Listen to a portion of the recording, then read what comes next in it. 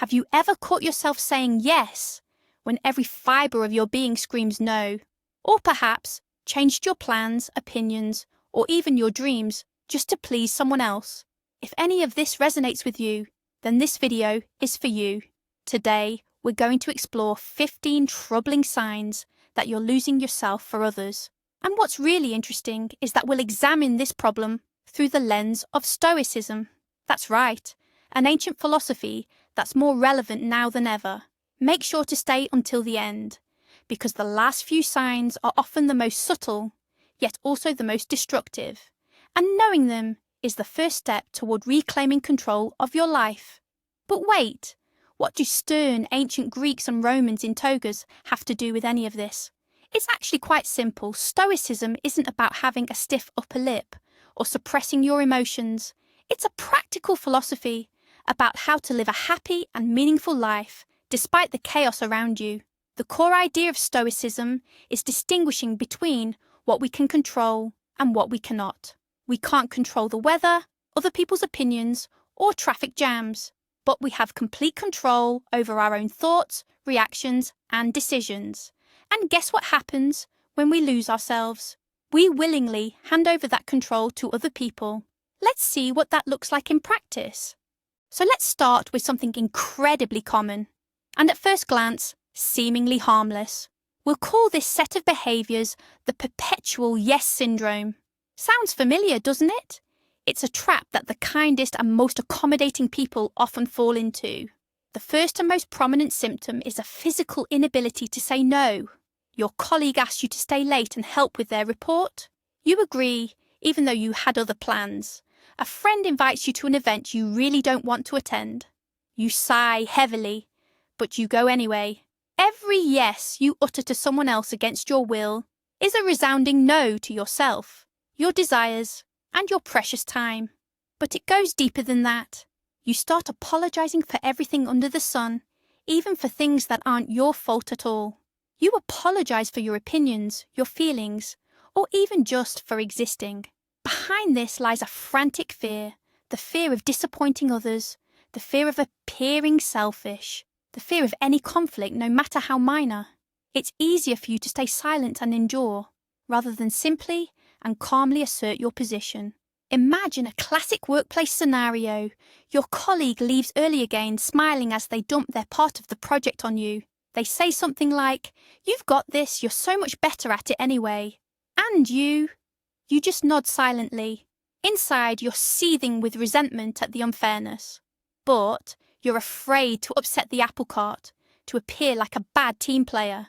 So once again, you're sitting late into the night, doing someone else's work, feeling used and utterly drained. Why is this so destructive?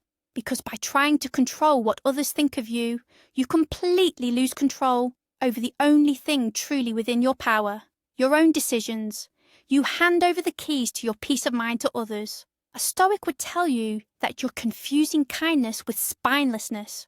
True virtue isn't about pleasing everyone, but about living in accordance with your principles and reason.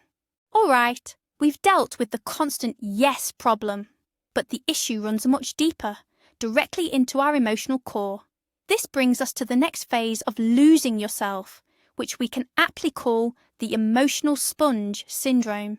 You don't just empathise with people, you literally absorb their emotional state. Their anxiety becomes your anxiety. Their foul mood can ruin your perfectly good day. You start feeling an irrational sense of responsibility for everyone's happiness around you, your partner, friends, even colleagues, as if it's your personal mission to walk around making everyone happy. Let me give you a painfully familiar example. You had a fantastic morning, full of energy and vitality. Then your perpetually disgruntled friend calls. For a solid 30 minutes they complain about their boss, traffic, even their coffee getting cold. You listen intently, offer words of encouragement, and give advice. In the end, they probably feel a bit better and go on with their day, feeling lighter. But what about you? You hang up feeling like all the life has been sucked right out of you. Your good mood has vanished, replaced by someone else's gloom and irritation festering in your mind. This isn't healthy empathy. This is a complete dissolution of emotional boundaries. You are voluntarily turning your inner world into a receptacle for someone else's negativity. From a Stoic perspective, this is one of the gravest errors. You're attempting to control what is beyond your control, another person's feelings, and in doing so, you completely lose control over your own peace of mind, which is the only thing you truly possess. You surrender your inner harmony for the illusion that you can fix someone else's mood. While the first two stages involve abandoning your desires and emotions, what comes next is far more unsettling. You begin to surrender your very identity. We call this cluster of behaviors the chameleon effect. This isn't merely about agreement or sympathy. You actively start to change yourself to meet the expectations of those around you. Suddenly, you're listening to music you genuinely dislike, simply because your new partner enjoys it. You become an ardent fan of a TV show you find boring just because all your friends are discussing it.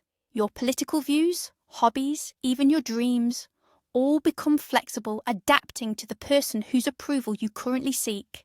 And this is where many make a fatal mistake, labeling it flexibility of character, or the ability to be on the same wavelength. But let's be honest, this isn't flexibility, it's self-erasure. True flexibility means staying true to yourself while genuinely exploring new things. The chameleon effect, however, is when you erase your own identity to replace yourself with a replica of someone else. At some point, you stop and ask yourself a simple question. What do I actually want? What food do I truly enjoy? What movie do I want to watch tonight? And the answer is silence, emptiness. You've become so accustomed to adopting others' preferences that your own have simply vanished. For a Stoic, this would be the worst possible state. Their main goal, after all, is to live in harmony with their true nature. But what nature does a chameleon possess? Its only nature is to reflect its surroundings. But you are not the background. You are the painting. Moving on, once you've suppressed your own tastes and opinions, the logical next step is to put your life on hold. This pattern can be aptly named dreams deferred. Think back to what you dreamed of 5 or 10 years ago. Getting a new degree, opening a small cafe, moving to the coast. Now ask yourself, where are all those plans today? All too often, they've ended up on a dusty back shelf, buried under the priorities of others. You've postponed going to university because your partner needs support right now. You turn down a promotion that requires relocation because the kids are used to their school. You don't enroll in courses you've long dreamed of because now isn't the time. Your parents need help with renovations. Each of these individual choices might seem like a noble and loving act.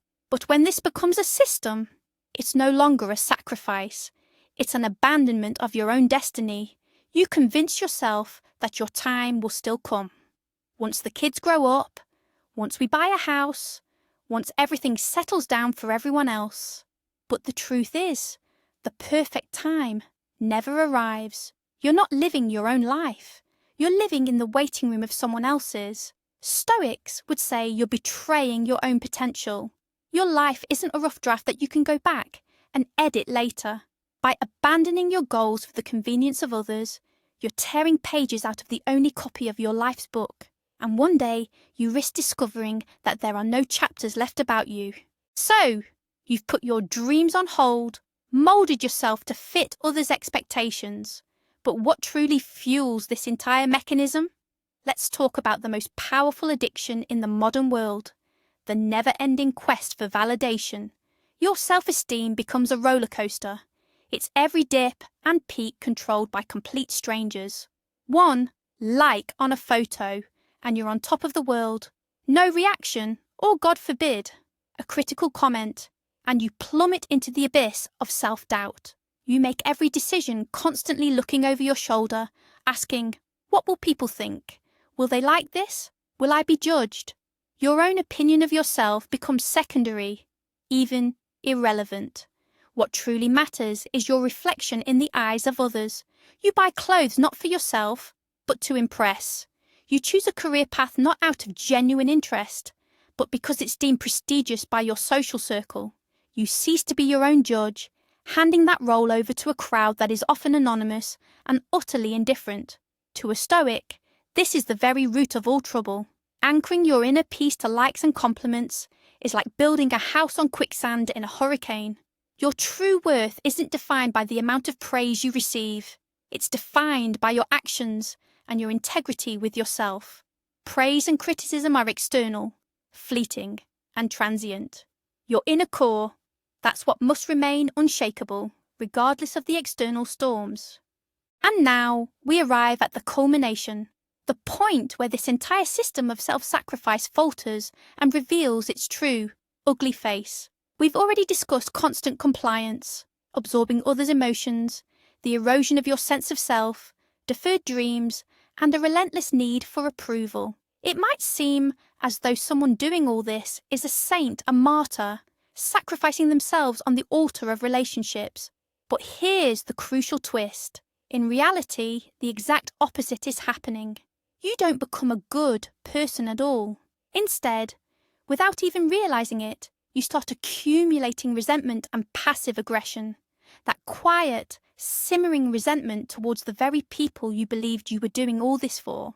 You find yourself resenting colleagues you silently helped, growing angry at your partner whose tastes you constantly accommodated, and feeling bitter towards friends for whom you cancelled your own plans. Your relationships, which you worked so hard to preserve at the cost of yourself, begin to unravel, but not due to the open conflicts you so feared, rather from the unexpressed tension you yourself created through your silence and constant yes. You don't become better, you become more cynical and profoundly unhappy. And the scariest part is this. One day you'll look in the mirror and won't recognize the person staring back. You'll ask yourself, what do I really want? What do I love? Who am I truly without the validation of others? And there might be no answer, because the authentic you was buried under a mountain of other people's desires, expectations, and opinions. And this, perhaps, is the most devastating of all 15 signs. And now we come to the most crucial part. What happens when your well of patience runs dry? You might believe that by sacrificing yourself, you're becoming a good person, the best friend, the ideal partner, an indispensable employee. But here's the twist.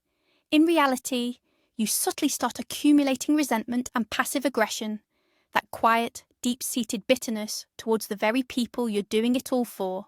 You don't become better, you become more irritable, cynical, and unhappy. The relationships you've worked so hard to preserve begin to fray at the edges, burdened by the tension you created through your own silence. And the scariest part? One day you'll look in the mirror and won't recognize the person staring back. You'll ask yourself, what do I really want? What do I love? Who am I even without others' approval? And there might be no answer, because the real you has been buried under a pile of others' desires, expectations, and opinions. Losing yourself isn't a noble sacrifice, it's a slow betrayal of the most important person in your life, yourself. Stoics like Marcus Aurelius and Seneca taught that your primary duty is to care for your soul, for your inner core, because only a whole and true to yourself individual can truly bring benefit and joy to others without being destroyed in the process. Thank you for watching this video to the end. If you recognized yourself in even just a couple of these points, don't ignore it. Give it a like if you found it helpful, and be sure to subscribe to the channel so you don't miss new videos on how to live mindfully and in alignment with yourself. Now, a question for you. Which of these signs resonates with you the most? And have you noticed how it affects your life? Share your story in the comments below. Let's support each other on this journey.